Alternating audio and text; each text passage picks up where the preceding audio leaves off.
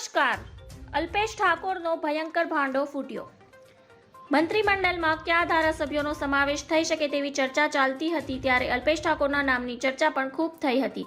પરંતુ final list જ્યારે સામે આવ્યું ત્યારે અલ્પેશની બાદબાકી થયેલી જોવા મળી. ત્યારે મહત્વનું છે કે એક સમયે હું ચૂંટાઈશ તો લીલી પેનથી સહી કરીશ. ગુજરાતમાં ભૂપેન્દ્ર પટેલ અને 16 મંત્રીઓએ શપથ ગ્રહણ કર્યા, પરંતુ આ 16 મંત્રીઓમાં અલ્પેશ ઠાકોરને પણ મંત્રીમંડળથી દૂર રાખવામાં આવ્યા છે.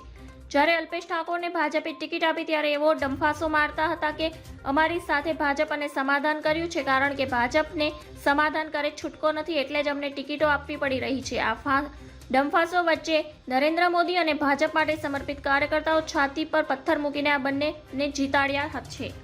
મંત્રી થઈશ એવી વાતો કરનાર અલ્પેશ ઠાકોરને મંત્રી પદ ન મળતા ભાજપના કેટલાય નેતાઓ ખુશ જણાઈ રહ્યા હતા, કારણ કે જ્યારે કોંગ્રેસમાં હતા ત્યારે ભાજપના નેતાઓની ખૂબ જ ટીકા કરી હતી, જેથી ભાજપના અમુક કાર્યકર્તા અને નેતાઓ તો નારાજ જણાઈ જ રહ્યા હતા. ત્યારે આ તમામ પાસાઓ ધ્યાનમાં રાખીને અલ્પેશની મંત્રીમંડળમાંથી દૂર રાખવામાં આવ્યા છે. ધન્યવાદ. જય હિન્દ.